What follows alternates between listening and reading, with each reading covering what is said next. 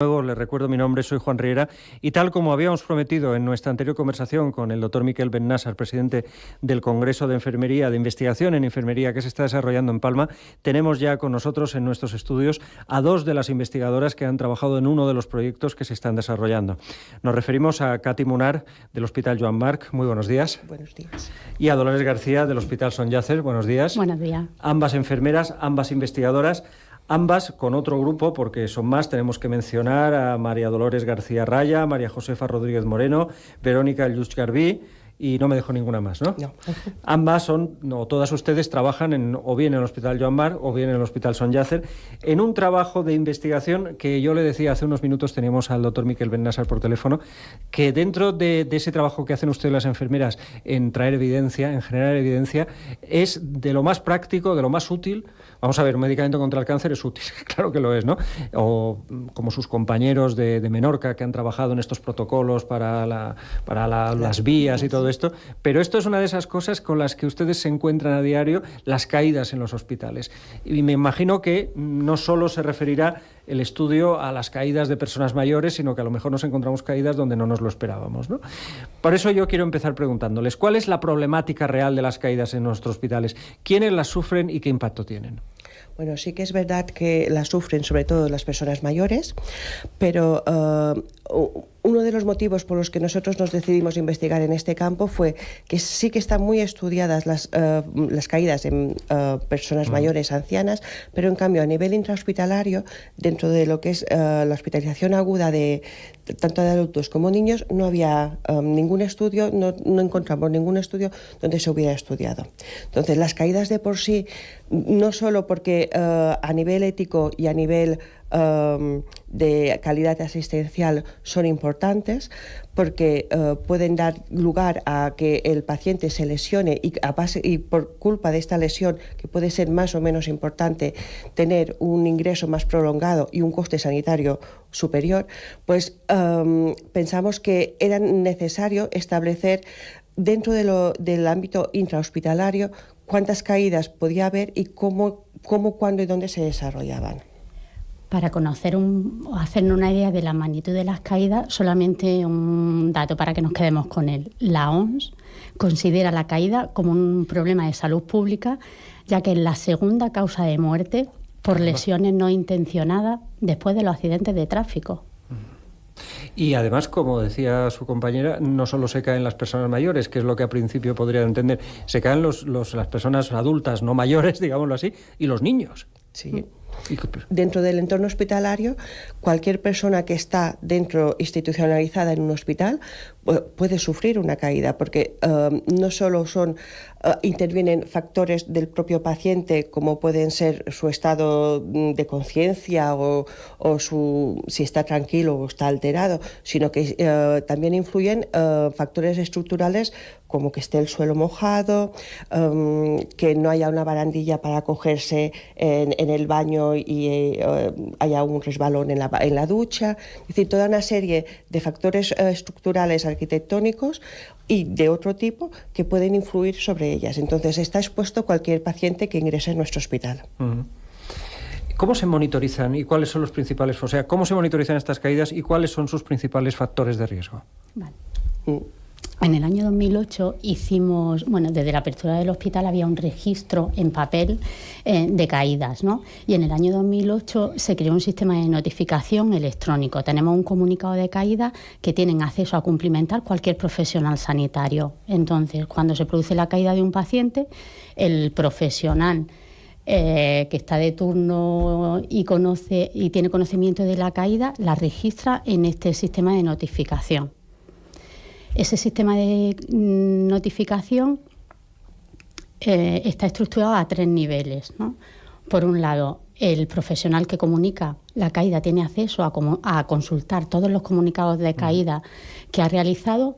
Esa notificación llega también al supervisor de la unidad donde se ha producido la caída y a la dirección de enfermería del hospital, a través de mensaje de correo electrónico, in situ, en el momento en el que el profesional hace la caída.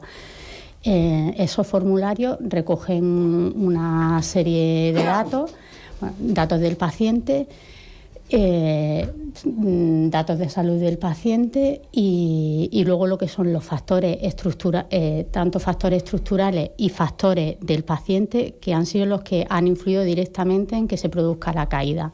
También se tiene el registro de cuáles son las consecuencias de la caída. Yo quiero preguntarles una cosa, haciendo un breve inciso, porque ustedes están trabajando este tema, como no podía ser de otra manera, con unos criterios científicos súper estrictos, ¿no? Aplicando la estadística y la recogida de datos y su comparación.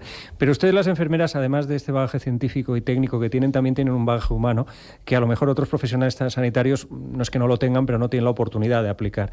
Yo les quería preguntar, cuando una persona se cae, sea un niño, sea un adulto, sea un anciano, ¿cómo se siente? Porque una persona que está enferma, y no voy a poner ejemplos porque cualquier enfermedad, sobre todo cuando una persona está hospitalizada, hace que esa persona se sienta vulnerable y se sienta intranquila, se sienta angustiada. Y encima, y este encima no implica culpas a nadie, ¿no? Pero y encima se cae y además se hace daño, ¿no? Pues no estamos hablando de una torcedura de pie, no de que uno se apoye contra la pared, estamos hablando de una caída. ¿Esa persona cómo reacciona? La verdad es que siempre pensamos en los efectos físicos de la caída, es decir, pueda ser lesión, contusión o fractura, pero aparte de esos efectos físicos, hay un importante efecto psíquico. Es decir, normalmente el paciente que cae tiene lo que se llama un síndrome poscaída, es decir, tiene mucho miedo a que se vuelva a repetir la caída. Su experiencia es que lo vive muy mal, porque hay una pérdida de confianza, hay una pérdida de autonomía. Todos en un momento dado, como personas adultas, nos hemos caído en medio de la calle, pues imaginaros caeros dentro de un hospital y cuando a lo mejor la enfermera te había dicho no te levantes porque tal, y tú por hacer más, por no llamar al timbre y tal, te has levantado pues para coger el vaso, para no llamar al timbre y no molestar. Entonces, la carga psicológica que lleva el enfermo es muy grande y le afecta muchísimo. Aparte pues de lo que he comentado antes, es decir, si la caída además tiene una consecuencia física de lesión, pues le puede perjudicar mucho en su estancia. ¿A quién se lo sufre más psicológicamente? ¿Los niños, las personas adultas o los ancianos? Los ancianos. Los ancianos, después de una caída, tienen una pérdida de autonomía muy grande porque tienen mucho miedo a que se vuelva a repetir.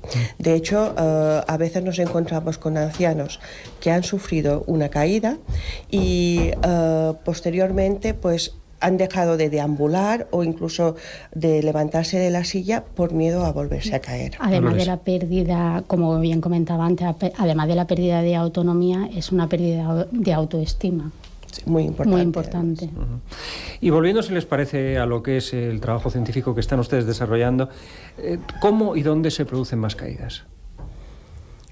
¿Cómo y dónde? Espera, ¿dónde dentro? El lugar, sí, el lugar, la circunstancia, es decir, porque hemos hablado que ustedes tienen o han desarrollado, han trabajado un sistema muy monitorizado para que esas caídas lleguen perfectamente al sistema hospitalario para que se conozcan y tal. Pero claro, yo les quiero preguntar, ¿cuáles son los puntos negros? No sé si es trivializar un poco, ¿no? Pero ¿cuáles son los puntos negros de lo que es el sistema sanitario para caerse? O las circunstancias, porque a lo mejor no son lugares, sino circunstancias, ¿no? En el análisis de datos que estamos haciendo ahora, todo apunta a que es en el ámbito de hospitalización. Nosotros en el estudio diferenciamos entre el ámbito de hospitalización y lo que es el ámbito ambulatorio dentro del hospital. Se caen más, como no podía ser de otra manera, en el ámbito de hospitalización. Se caen más. Son el número de caídas que nosotros tenemos recogidos. Los comunicados de caídas que han realizado los profesionales, tenemos un poco más de un 90% de comunicados de caídas de pacientes en el área de hospitalización. Mientras que en la zonas ambulatorias tipo consulta externa, urgencia, unidad de radiología, tenemos comunicados un 8,7% de caídas. En cuanto a las áreas dentro del área de hospitalización, las unidades de hospitalización donde mayor comunicado de caídas tenemos es en las áreas médicas. Diferenciamos entre áreas médicas, áreas quirúrgicas, área materno-infantil y unidades ambulatorias. Pues el mayor número, que viene a ser un 73% de las caídas, han sido comunicadas dentro de las áreas médicas. Pero y no sé si se puede hablar de este tema porque realmente debe haber muchas circunstancias diferentes, ¿no? Pero ya hemos hablado del punto negro. Ahora le pregunto, la circunstancia negra, ¿son resbalones o son mala asimilación de medicamentos que hacen que esa persona se crea que está mejor de lo que está? Normalmente hemos estudiado los factores estructurales y los factores relacionados con el paciente. Normalmente son factores relacionados con el paciente y normalmente se producen más dentro de la habitación por un tema de confianza del paciente, de poder realizar o poder llevar a cabo una actividad de la que realmente él no puede llevar a cabo. Entonces, un poco por lo que he comentado antes, por no molestar, porque yo lo puedo hacer, porque no quiero depender de otra persona, pues intentan hacer una serie de actividades en las que en un momento dado, por sus condiciones físicas, pues no responde bien el cuerpo y se produce la caída, generalmente más dentro de la habitación y el baño que no en zonas comunes y en pasillos. Sí, pero a pesar de la habitación y el baño, efectivamente, pero es más incidente en la habitación, que pensamos que siempre, o tenemos la tendencia a pensar, ¿no?, cuando sales de la ducha, que el suelo está mojado, el baño, el peligro del baño, pues, sí. No es en el baño. A lo mejor es porque en el baño van con más cuidado también, ¿no? O porque en la habitación están más tranquilos, claro. Estamos en el análisis de los datos, ¿no?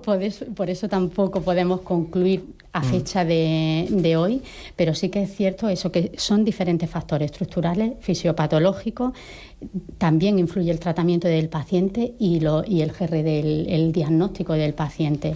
Entonces, por ejemplo, algunos datos de los que tenemos previos son que influyen más los factores de riesgo del paciente que el factor estructural. Dentro del factor estructural sí que es cierto que el suelo mojado es el más prevalente, con diferencia, seguido de la iluminación inadecuada de los entornos. Dentro de los factores del paciente,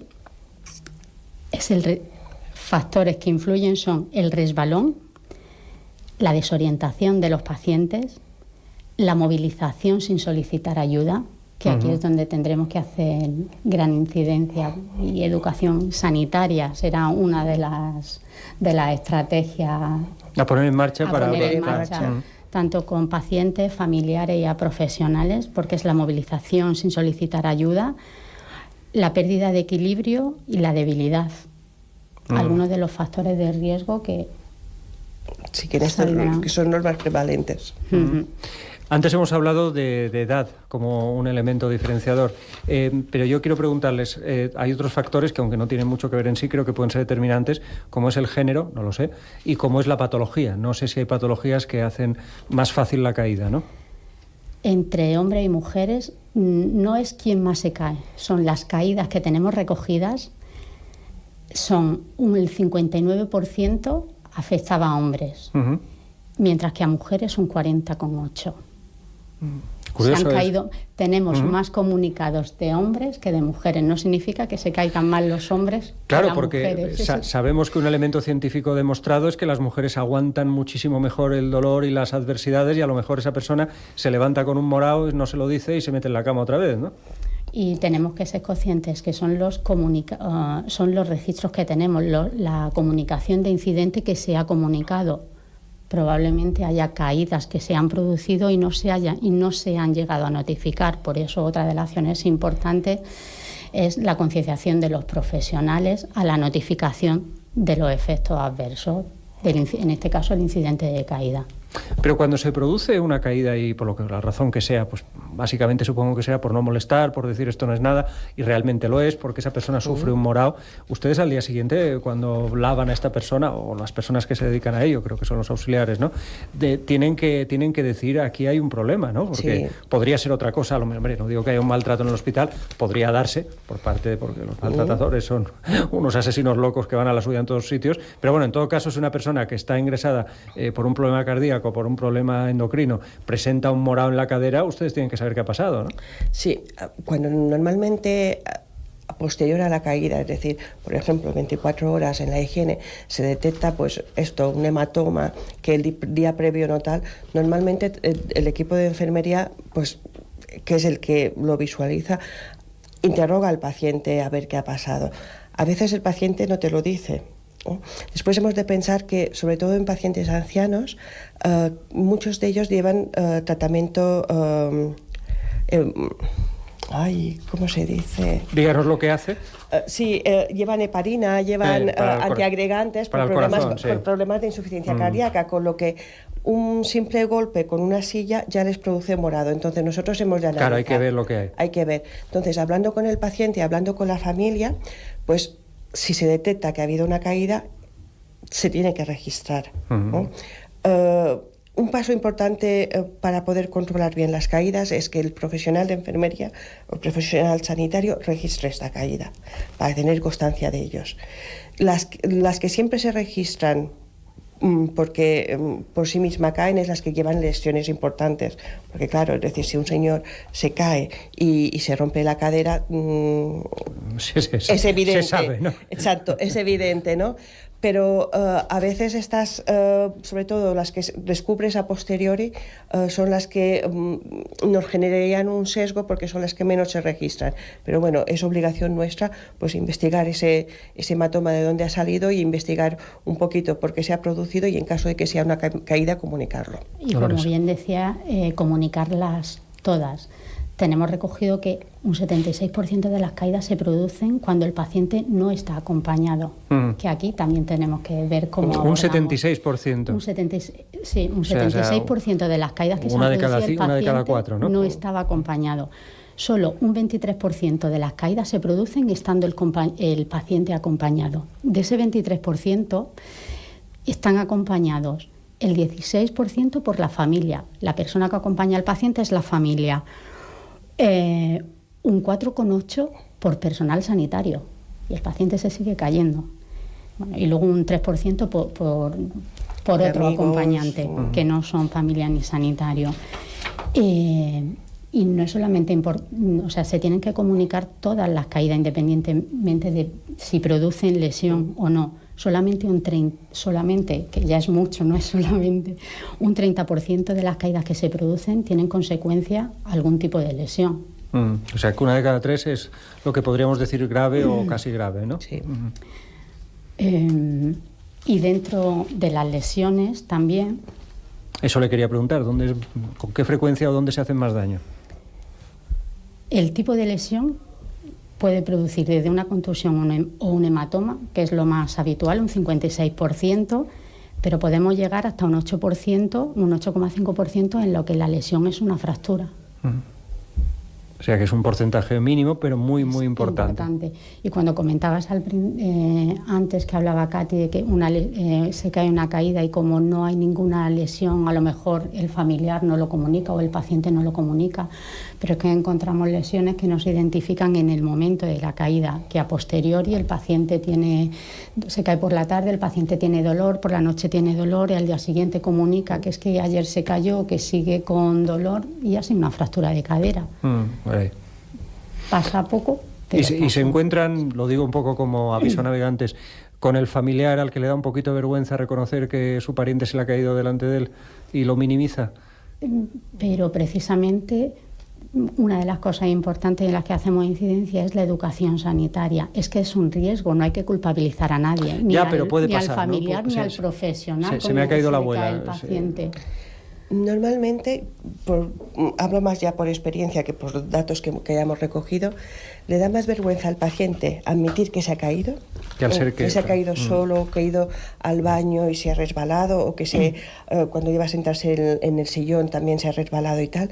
Le da más vergüenza al paciente que al familiar. El familiar suele estar preocupado por la situación del paciente y lo suele comunicar más, En cambio, el paciente...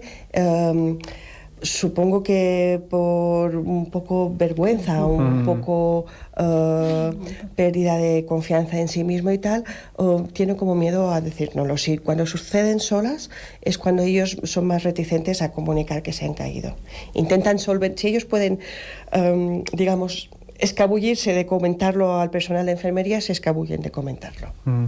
Y dígame una cosa, se produce una caída y esta persona está mal o se siente incapaz de levantarse o aunque se sienta capaz y llega hasta el timbre y avisan y ustedes llegan y se encuentran con esa persona en el suelo, una persona mayor, una persona enferma, el caso que ustedes quieran. ¿Cuál es el protocolo? Ahí me imagino que la enfermera, todas las alarmas se le disparan y todo su cerebro se centra en ayudar a esa persona. ¿Pero qué tiene que hacer? ¿Qué se hace? Generalmente, pues, cuando encuentras un paciente que se ha caído y está en el suelo, lo primero es movilizar prácticamente a todo el equipo, mirar si el paciente tiene lesiones antes de intentar movilizarlo o hacer cualquier cosa, mirar si el paciente tiene lesiones, preguntarle si está consciente, preguntarle a él si le duele algún sitio en particular, si cómo se encuentra, si ha perdido la conciencia, cómo ha sido. Y si vemos que se puede movilizar el paciente, pues lo movilizamos y se le coloca en una butaca. Y una vez está colocado en una butaca, pues se comunica a su médico referente o en caso de que sea por la tarde, por la noche, al médico de urgencias o de guardia, para que haga una revisión. Normalmente, si se intuye que puede haber lesiones importantes, pues se le piden pruebas complementarias. Y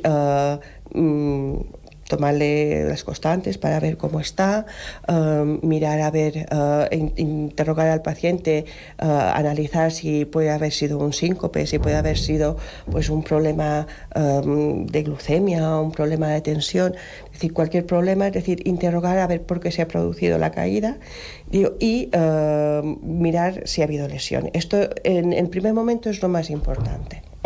Después, a posteriori, pues el equipo de enfermería registra la caída en el formulario pertinente con todos los ítems, rellenando todos los ítems. Si estaba acompañado por la familia ya está informada, y si la familia en ese momento no estaba en la habitación, cuando acude la familia al hospital se le informa pues de que el paciente ha sufrido una caída y si ha habido consecuencias, las consecuencias que ha habido. En caso de que no haya consecuencias, pues que las consecuencias pues han sido mínimas, una mínima contusión, tal.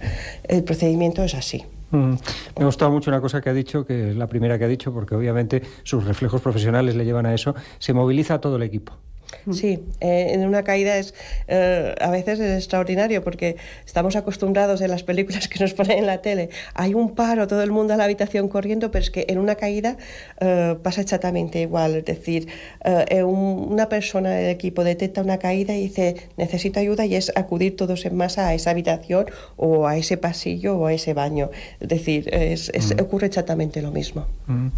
Bueno, ya lo han apuntado ustedes un poco al principio en la síntesis del trabajo, pero cabe ver ahora cuáles son las medidas que hay que poner en marcha, sobre todo teniendo en cuenta que, como han revelado ustedes, yo no se me había ocurrido pensarlo, pensaba que era más una cosa más equilibrada. No es tanto culpa, entre comillas, de las estructuras, sino de las personas. No es culpa de nadie, porque nadie quiere caerse ni quiere que su paciente se caiga, ¿no? Pero vamos, que la explicación está por ahí, ¿no? ¿Qué hemos de hacer? ¿Qué es lo que ustedes van a hacer para que se produzcan menos caídas?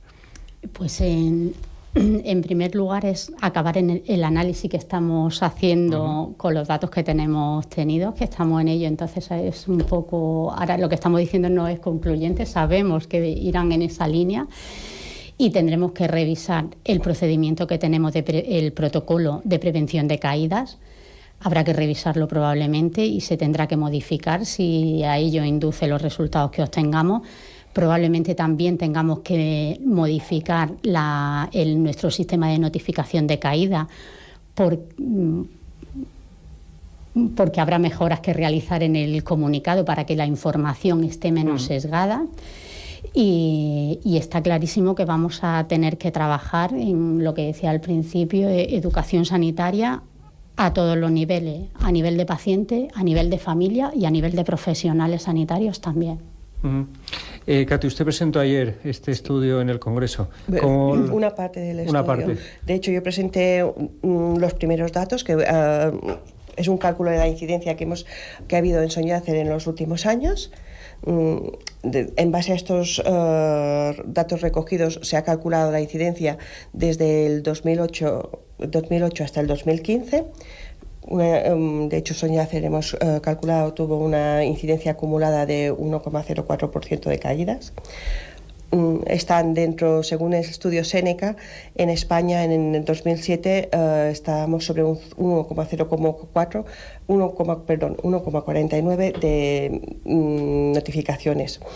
Entonces nosotros estamos más o menos a ese nivel. Y Lola el mes que viene pues también acude a un congreso en Madrid, en el Investen, donde va a presentar pues todos los datos relacionados con dónde se caen, cuándo se caen, todo lo que son todas las frecuencias y todos los datos estadísticos de cuándo se producen las caídas. Otra cosa importante que no hemos comentado es que cuando a todo paciente que ingresa, en las primeras 24 horas, en la valoración que se hace del paciente, se le valora el riesgo de caída. Estamos trabajando con una escala que es la que está prácticamente normalizada a nivel hospitalario en todos los centros, que es la escala Downtown, que esa escala ya apunta si el paciente, identificas al paciente como paciente de riesgo de sufrir caída o no, y es súper importante identificar en los planes de cuidados que se le hace al paciente el riesgo de caída que tienen los pacientes. ¿Cómo recibieron sus compañeros congresistas, sus compañeras ayer esta ponencia? ¿Hicieron muchas preguntas? ¿Aplaudieron? Aplaudieron, por supuesto, por educación, ¿no? No. Pero ¿qué manifestaron? La verdad es que aplaudieron. Preguntas hubo pocas porque nos tocó una tarde un poco movidita a nivel tecnológico. Hubo una serie de problemas con los ordenadores y no dio tiempo para hacer preguntas. Pero la verdad es que la recepción a posterior, es decir, la gente que se acercó una vez hecha la comunicación y tal, fue muy buena. Naturalmente esto tiene que interesar mucho a las enfermeras. Todo lo que está relacionado con calidad y seguridad asistencial, yo creo que nos toca de cerca a las enfermeras. Y además el Congreso, ahora no sé si tengo delante, es generando evidencias para mejorar la salud de las personas y la seguridad también, la seguridad sobre todo. Katy Munar, Dolores García, muchísimas gracias por sus palabras, enhorabuena por este trabajo y espero que cuando cada avance que tengan nos lo comuniquen, sea a través del colegio o sea a través de esta radio, como ustedes quieran, porque de verdad que nos interesa todo lo que es la investigación biomédica, nos interesa especialmente lo que es esta aportación que están haciendo ustedes las enfermeras y yendo hacia abajo, pero no menos interesante, creo que este es uno de los estudios, ya se lo digo a un nivel muy subjetivo, y deducirán que porque he sido parte interesada en el tema familiarmente, que a mí me parece más bonitos. La palabra bonito no tiene por qué significar importante, aunque en este caso lo significa, ¿no? Pero es un trabajo que había que hacer y que ustedes están haciendo. Enhorabuena. Muchas gracias. Hasta muy pronto. Gracias.